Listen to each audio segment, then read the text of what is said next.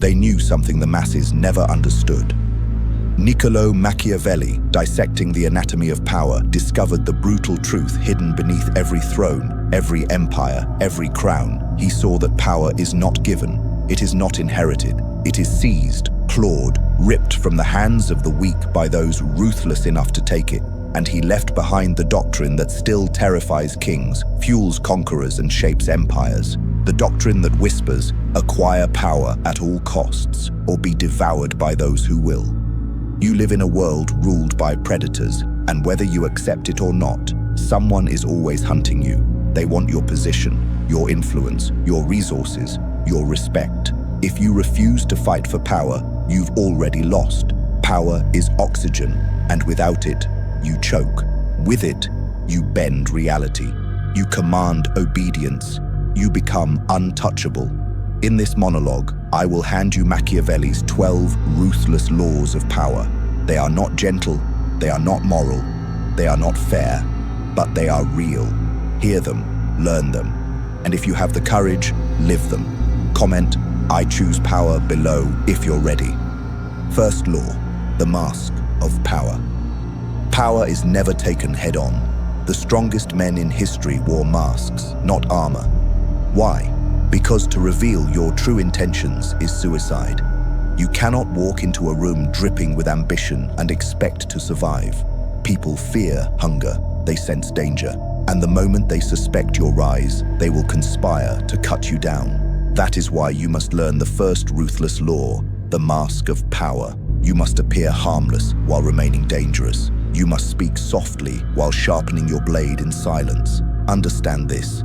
Humans are addicted to appearances. They judge not by truth, but by surface. They trust what looks safe, what looks agreeable, what looks familiar.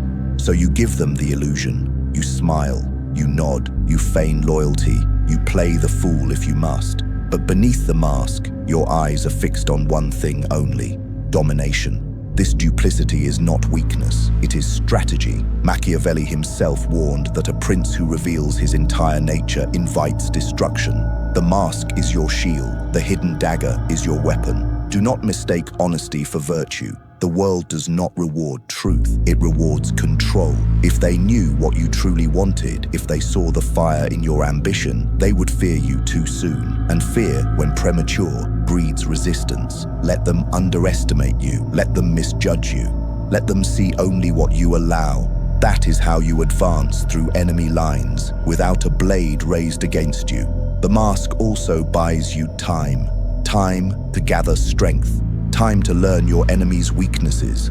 Time to place your pieces before they realize the game has even begun. Then, when the mask finally slips, it will already be too late. They will see the predator only after you've tightened your grip around their throat. You are not told to lie for sport. You are told to master deception for survival. Remember this: lions roar, serpents hide. The serpent strikes first. This is how empires rise in silence. This is how kings are made in the shadows.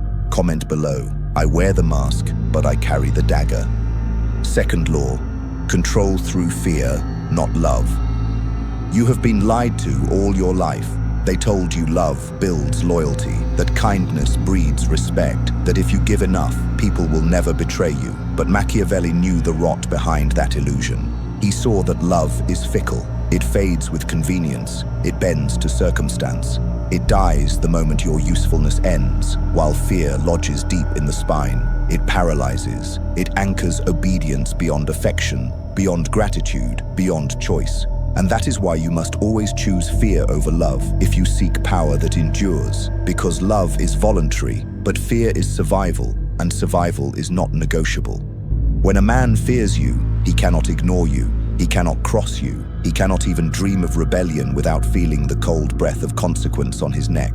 But when a man loves you, he may still envy you, doubt you, leave you, betray you, and his love will not stop the knife when ambition whispers in his ear. So ask yourself, do you want followers who smile today but vanish tomorrow, or subjects who may hate you in secret yet tremble to defy you? Fear gives you permanence, love gives you fragility, and fragility is death in the game of power. But remember, fear is not brutality.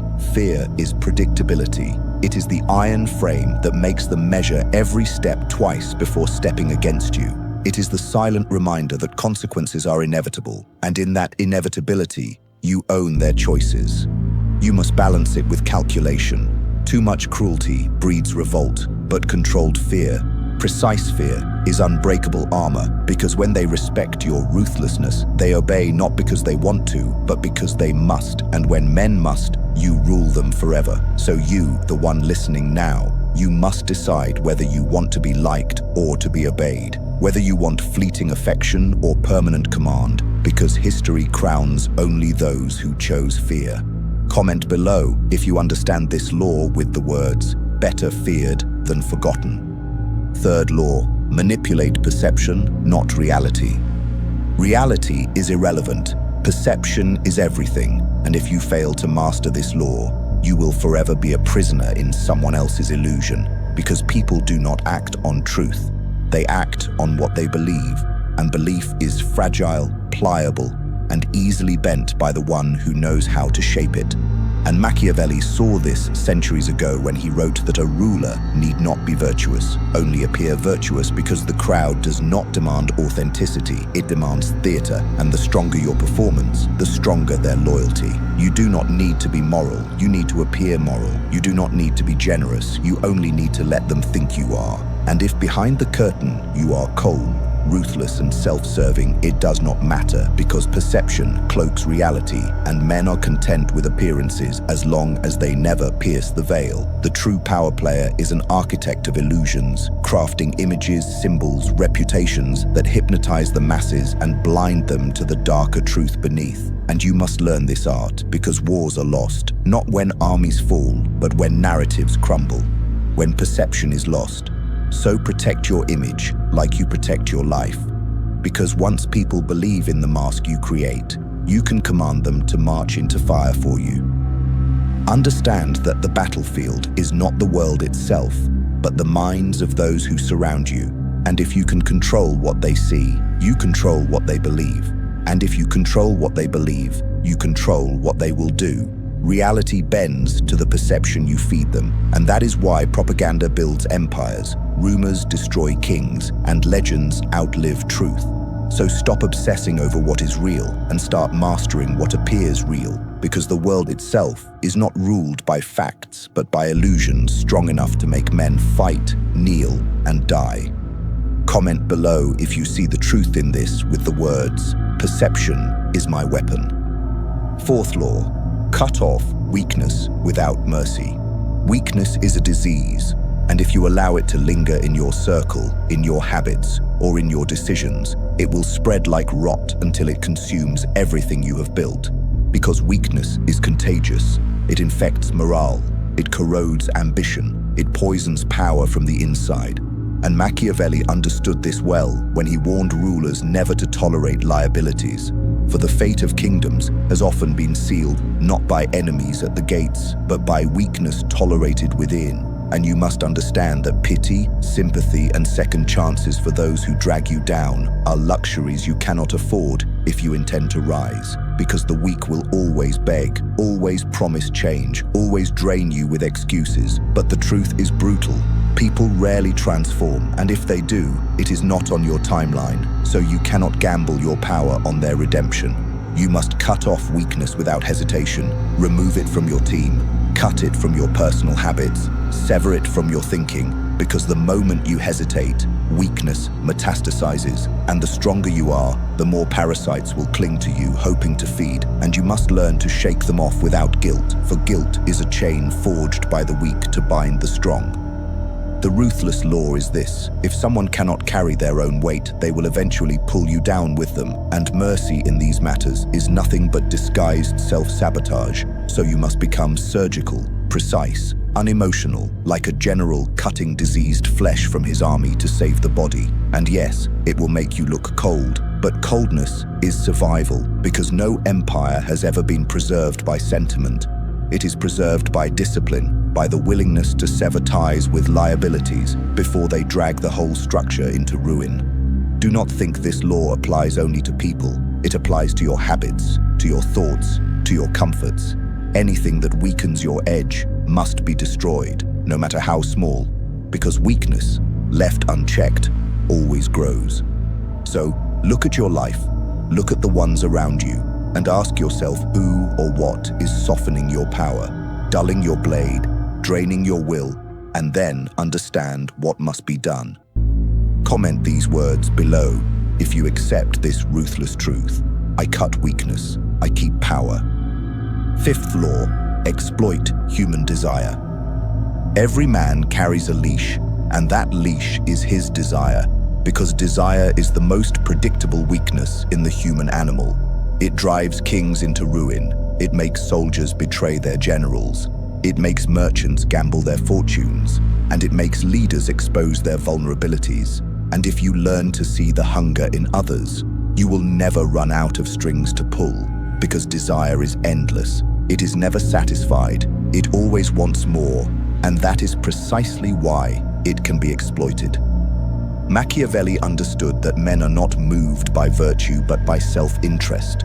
They do not follow because of loyalty, but because they believe you can feed what they crave. So if you want obedience, you must position yourself as the one who can satisfy, or at least appear to satisfy, their hunger, whether that hunger is for wealth, status, validation, or pleasure, because once you control what they desire, you control their will. And once you control their will, you control their actions. Never forget, greed is a leash, lust is a leash, envy is a leash. And when you tug on these leashes, men will drag themselves wherever you want them to go, thinking it was their idea all along. But you must be ruthless in this, because the naive man believes desire unites people, while the Machiavellian knows desire divides them, sets them against each other, and gives you the throne while they claw at scraps.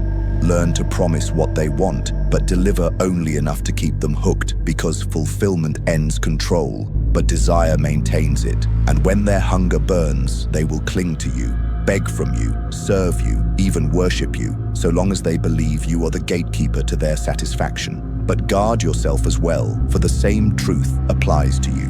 If you cannot master your own desires, someone else will exploit them and own you. And that is why the first rule is to chain your hunger. The second is to exploit theirs.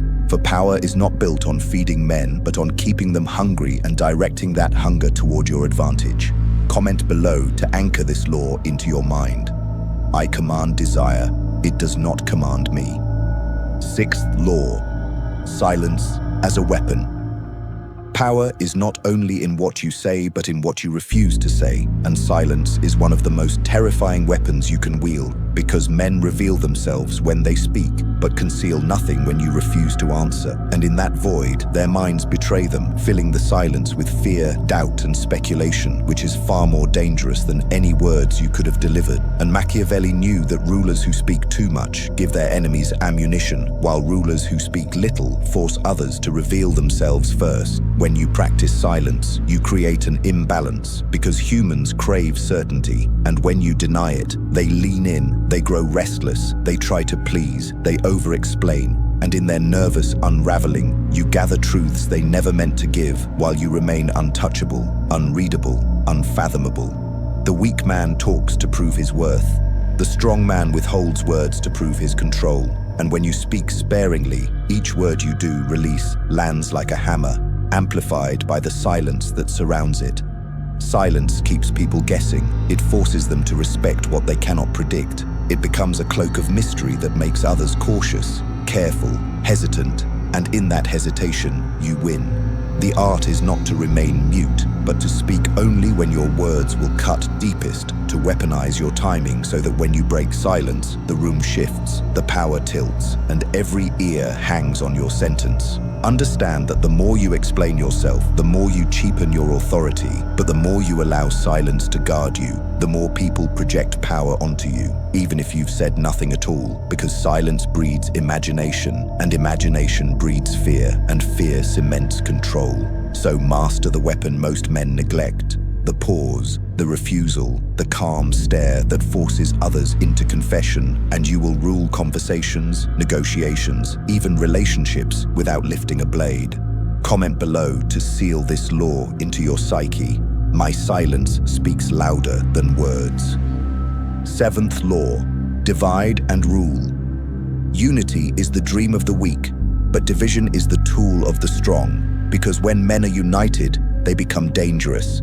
They share power, they share courage, they share ambition, but when you divide them, you weaken them. You turn their eyes away from you and toward each other, and that is the essence of rule. Keep your subjects too busy fighting one another to ever fight you, and Machiavelli saw it clearly. A ruler who allows factions to grow strong enough to unite will fall, but a ruler who keeps them divided will reign unchallenged. Understand this, human beings are not naturally loyal, they are naturally envious, competitive, jealous, and you can use these instincts like daggers, placing subtle wedges between allies, feeding small doubts, rewarding one more than another, giving praise unevenly, whispering suspicions at the right moment, and before long, those who could have stood together against you will instead be tearing each other apart while you sit untouched. Untouched because their fury never points upward but sideways. You must never fear being hated as much as you must fear being ignored, for hatred can be useful, but a united opposition is fatal, so you must learn to fracture loyalties, to scatter allegiances, to ensure no two men ever fully trust one another under your rule. Even in your own inner circle, never allow them to bond too closely without you at the center, because closeness breeds conspiracy, while distance breeds dependence. And if they depend on you more than each other, you remain indispensable. Division is not always loud. Sometimes it is subtle, a delayed response, a withheld gift, a secret revealed to one but not another. And in these quiet cuts, you slice unity into ribbons before it ever becomes a threat.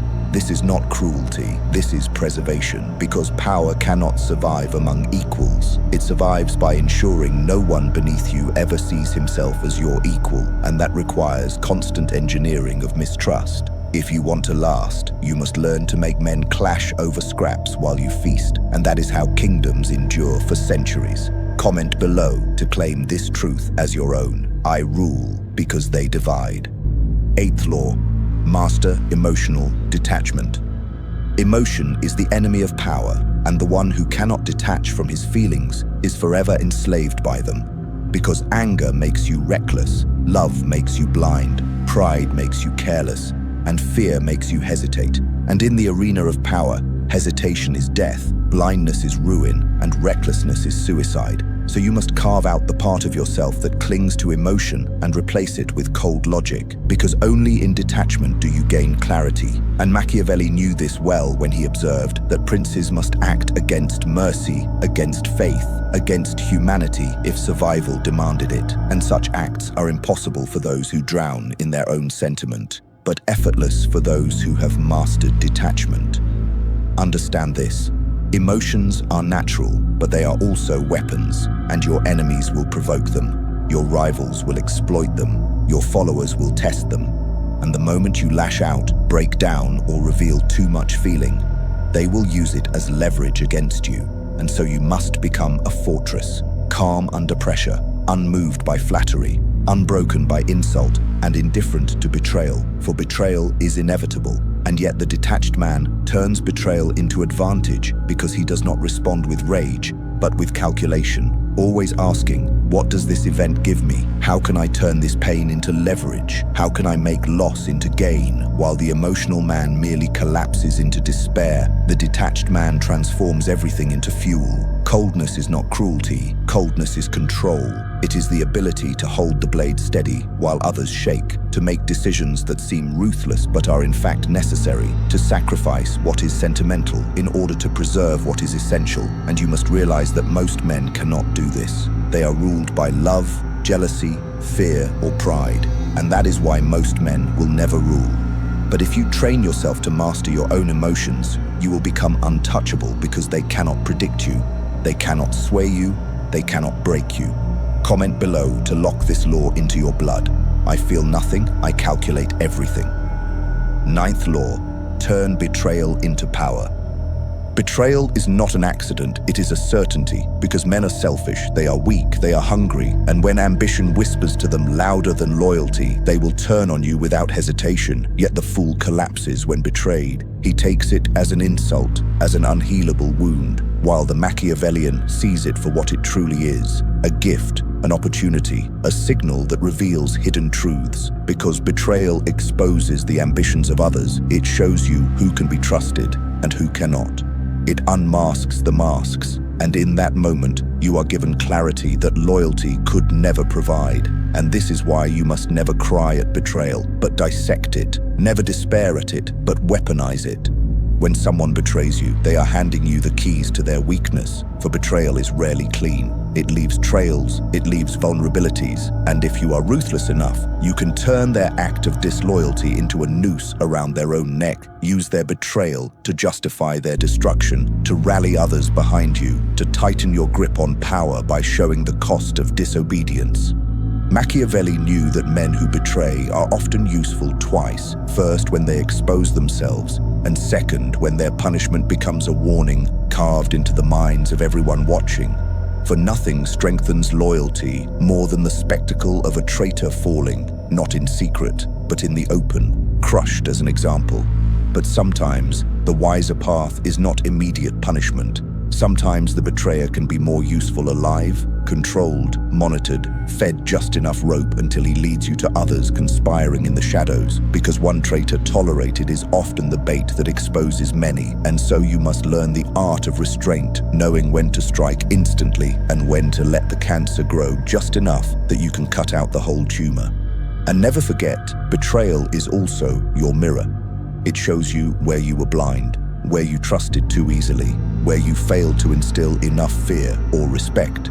And so, every betrayal, no matter how painful, is a lesson sharpening your edge, making you harder, colder, untouchable. Because the more you endure betrayal without breaking, the more dangerous you become, while others crumble at the first sign of disloyalty. Turn betrayal into leverage, turn it into narrative. Tell the story of the traitor in a way that cements your own legend, and then move forward with even more control than before. For power is not about avoiding betrayal, it is about bending it into your advantage so completely that your enemies curse the day they dared to cross you. Comment below if you understand this ruthless truth with the words, "Betrayal feeds my power." 10th law, control information, control reality.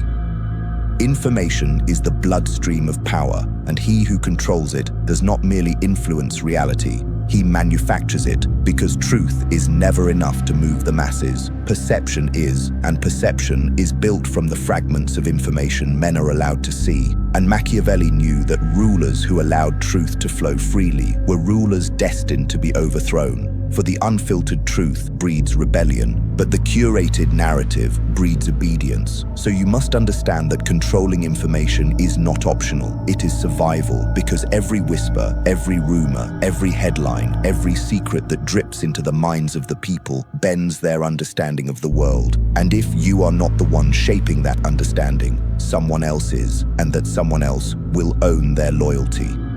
You must never allow reality to define itself. You must decide what reality looks like, and then you must flood it into the eyes and ears of those beneath you until no other version of the story survives. For men are not investigators by nature, they are consumers. They do not question what is presented to them if it arrives with authority, and that is why propaganda, manipulation, and censorship are the silent weapons of every lasting empire. When you control information, you control the past by rewriting it. You control the present by narrating it, and you control the future by predicting it. And this trinity of control makes you untouchable, because the one who controls the story controls the actions of those who believe it. And belief is stronger than fact. Belief is stronger than experience. Belief is stronger than reason, because belief is emotional, and emotion moves men to act against their own interest in service of the vision you have crafted for them. You must learn this. Silence your enemies not with blades, but with invisibility. Drown out their voices not with debate, but with volume. Overwhelm the crowd with your version until no space remains for contradiction, and they will follow you, not because you force them, but because they cannot even imagine another path.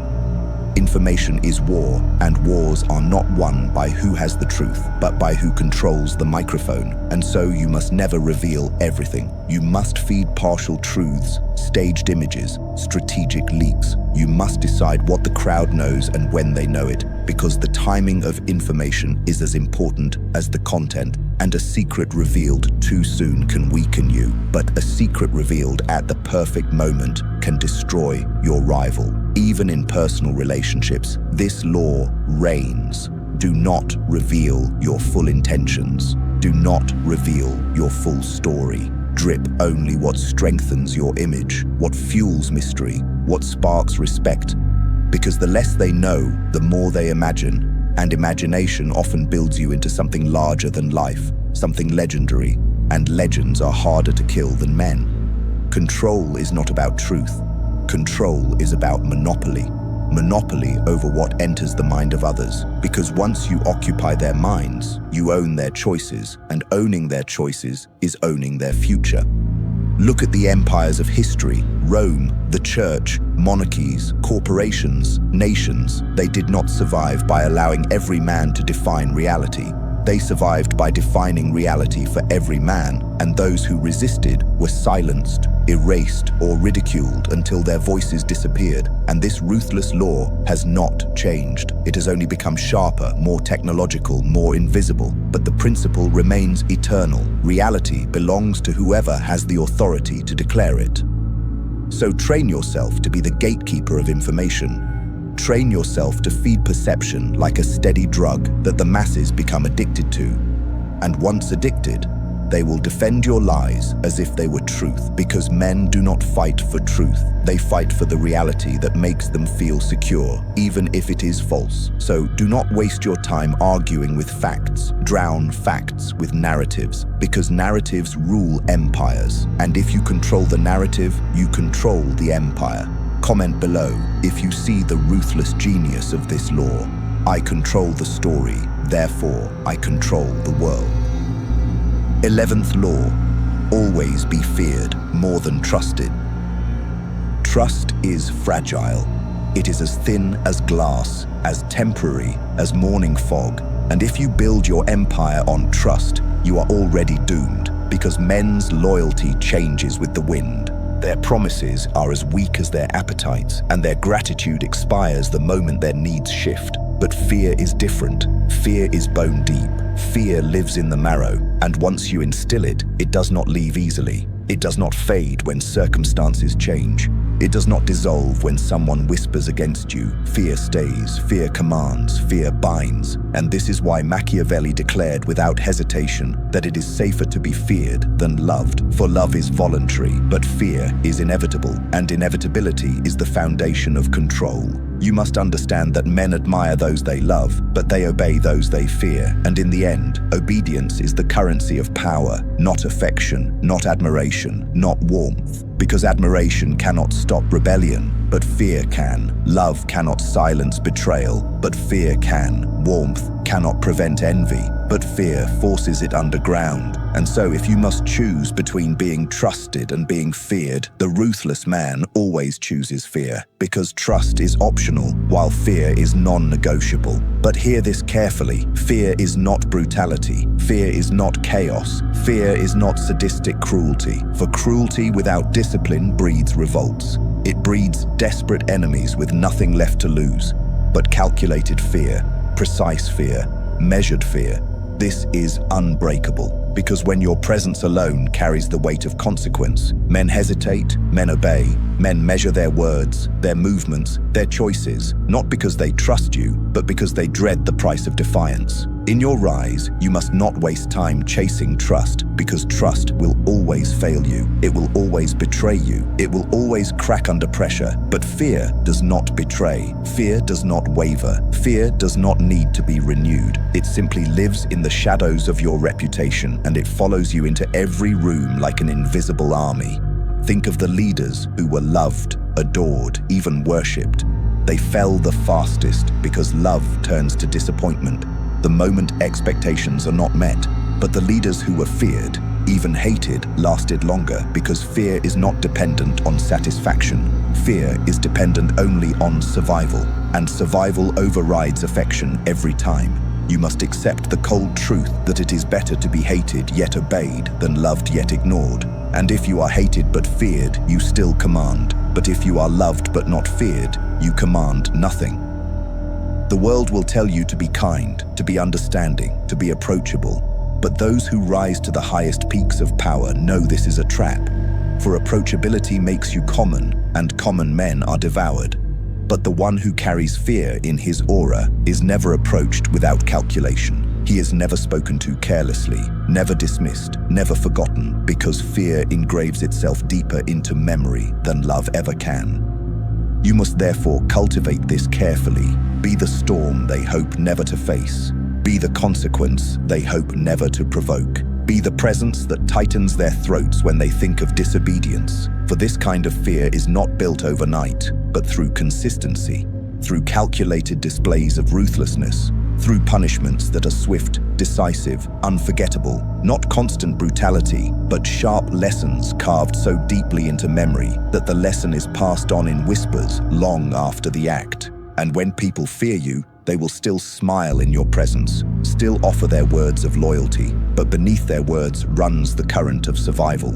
And survival ensures obedience far longer than affection ever will. So carve this into your mind.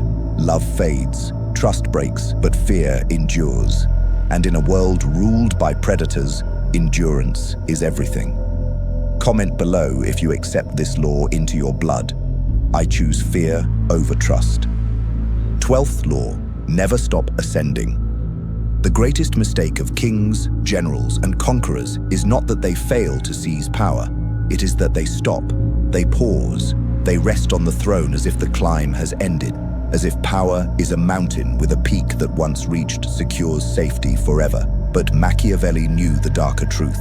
Power has no summit. It has no final resting place. It is a staircase without end, and the moment you stop climbing, the moment you stop ascending, you begin to descend, because power is never stable. It is always shifting, always contested, always bleeding, and if you think you can secure it once and relax, you have already signed your death warrant, for there is always someone hungrier, colder, more ruthless, waiting to drag you down. You must accept this law with the marrow of your bones. Never stop ascending, because in the pursuit of power, stasis is death, and only movement guarantees survival. Only ambition guarantees dominance. Only the endless hunger to climb higher guarantees that no one will overtake you. Men grow weak when they grow comfortable. They dull their blades when they believe the battle is over. They soften their resolve when they believe they have won. And that softness invites predators, for the world is nothing but a field of wolves, and wolves smell weakness. They smell stagnation, and they attack it without hesitation. You must therefore cultivate eternal hunger, eternal dissatisfaction, a relentless drive that never lets you rest, because rest is the illusion your enemies want. They want you to believe you are safe, secure, untouchable, so they can sharpen their knives in the dark, waiting for the moment you stop moving, waiting for the moment you exhale, waiting for the moment you lower your guard. To never stop ascending means to make growth your religion, evolution your creed, ambition your blood. It means never allowing your empire, your influence, your mind, your body, or your spirit to rot in the comfort of enough. Because enough is the lie that precedes ruin. Enough is the lullaby whispered to rulers before they are overthrown. Enough is the trap that turns lions into sheep and kings into corpses, and so you must reject it completely. You must see power not as a destination, but as an infinite ascent, an endless game where the rules change, but the objective never does. Grow, expand, rise, dominate. Never believe you can remain still, because stillness is regression. Every day, you remain the same. Someone else grows, someone else sharpens, someone else strengthens, and soon they surpass you. And when they do, they will show no mercy, because power is not inherited forever. It is stolen daily. It is defended daily. It is earned daily. And the man who forgets this truth wakes up one morning dethroned, humiliated, destroyed by someone who refused to rest. So you must train yourself to love the climb more than the throne. You must learn to hunger for the pursuit itself, because the pursuit sharpens you, while the throne dulls you.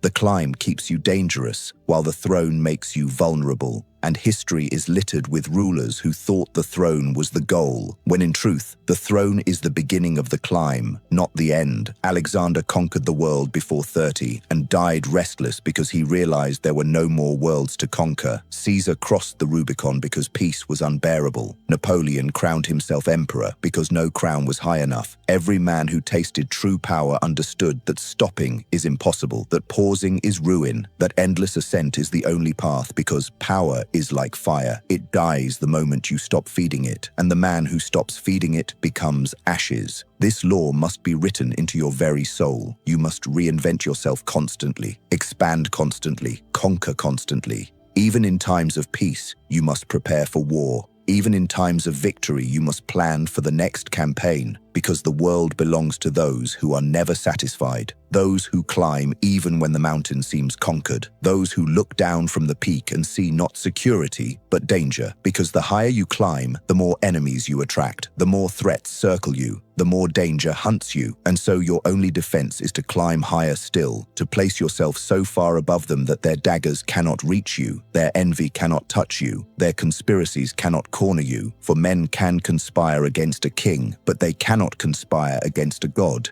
And gods are made by endless ascension, by the refusal to stop when others quit, by the cold, relentless drive to move upward without mercy, without rest, without apology. So engrave this final law into your blood. Never stop ascending, because the day you stop is the day your enemies win, the day your empire crumbles, the day your name is forgotten. And if you want to live not as a man, but as a force, if you want to be remembered not as a ruler, but as a legend, then you must never, ever stop climbing. Comment below to seal this eternal law into yourself. I will never stop ascending.